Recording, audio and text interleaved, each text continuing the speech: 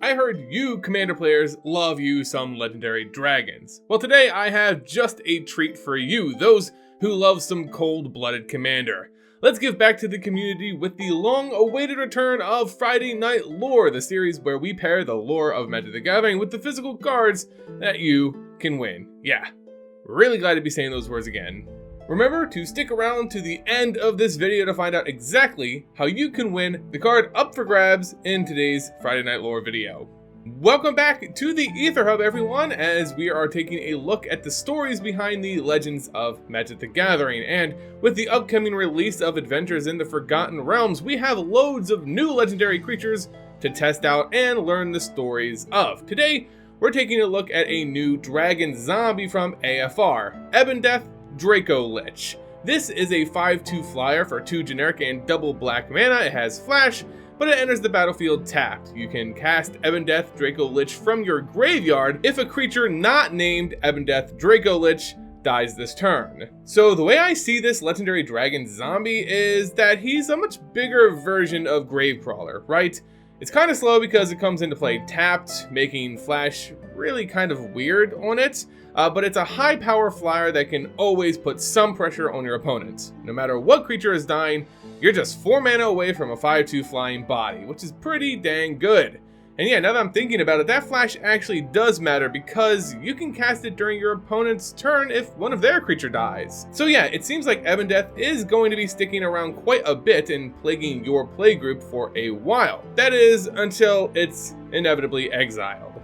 But now that we know what the card is, let's go ahead and hear its legendary background. Who exactly is Ebondeath Dracolich? In the rather expansive fantasy world that is Dungeons & Dragons, there are no more iconic creatures than dragons themselves, and it's among the chromatic dragons where Ebondeath's story begins. Long before becoming a zombie, Ebondeath was a black dragon with a name that makes dungeon masters really shiver. Not in the terror it imposes, but in its very complexity. Ebondeath's true name is Chardoncira vitriol, and as a chromatic dragon, this creature was rather vile, greedy, egotistical, with even worse traits tied to him because he was a black dragon. Black dragons are solitary creatures who are by far some of the most cruel monsters in D&D. And honestly, black dragons harken back to some of the original elder dragons seen in Magic the Gathering. Elder dragons such as Palladium Mors and Vivictus Asmati are, to me, comparable with the black dragons we see in D&D. Black dragons love inhabiting swampy regions, and Ebondeath was no exception, eventually settling down in the marshy region known as the Mire of Dead Men, the site of countless bloody wars now fertilized by the bodies of the fallen in those conflicts. The region was once a powerful kingdom, now left cursed, haunted, and desolate. Quite honestly, the perfect place for a black dragon's lair. Ebondeath would claim an ancient tower, now teetering on ruin, called Uth Tower, making Uth Tower his home and declaring his dominion over the surrounding swamplands.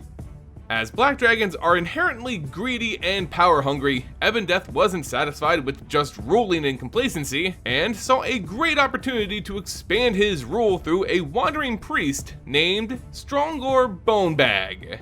Now, I know what you're thinking, Bonebag. That's a pretty weird name for a priest, right? And what? Is a dragon named Ebondeath just going to devote his long life to the light now? Of course not, that's absurd. You see, Bonebag was a priest of Markul, the god of the dead on Faerun, the lands in which the Forgotten Realms takes place.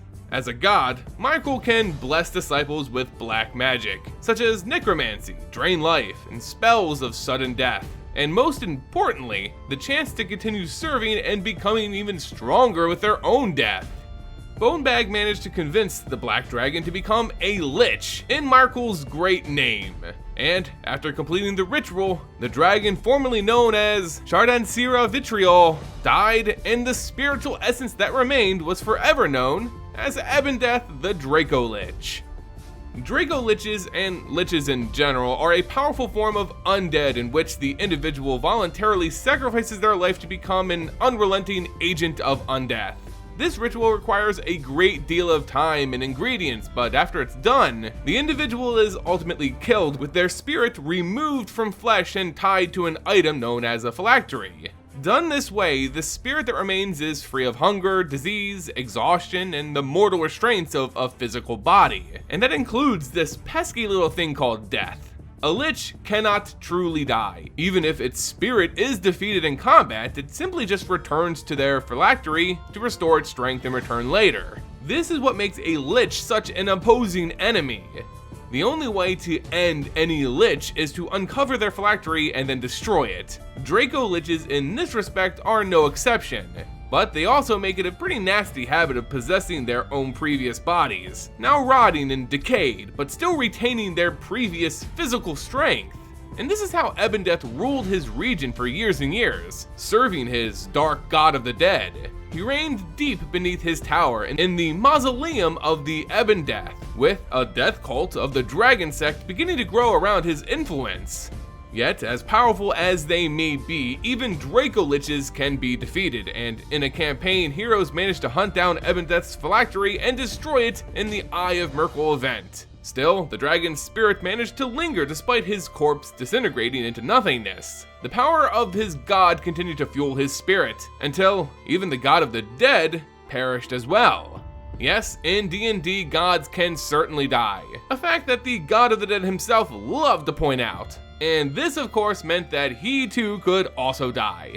Once that happened, the ties Ebondeath had to these realms was lost, and so he, his remains, and his spirit were too lost.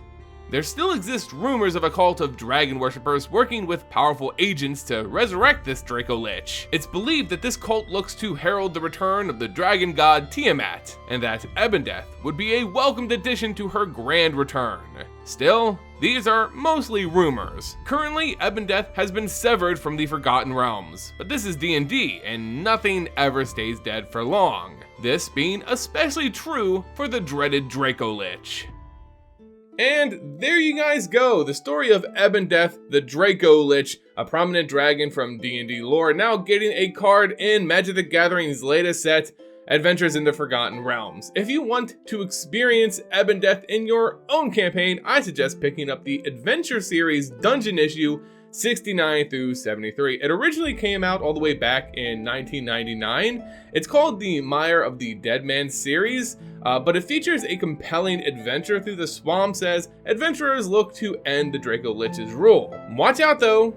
As a legendary encounter, the powerful Dracolich has access to some very nasty abilities, such as Withering Touch, which hits for necrotic damage, Possession, which we discussed in this video, as Ebondeath can possess his physical remains or any other reptilian or dragon body, and of course Horrifying Visage, which can frighten players and age them. Yeah, this is a super fun ability that can age a player 1d4 times 10, so for up to 40 years. It's actually really cool, and it's a pretty nasty ability.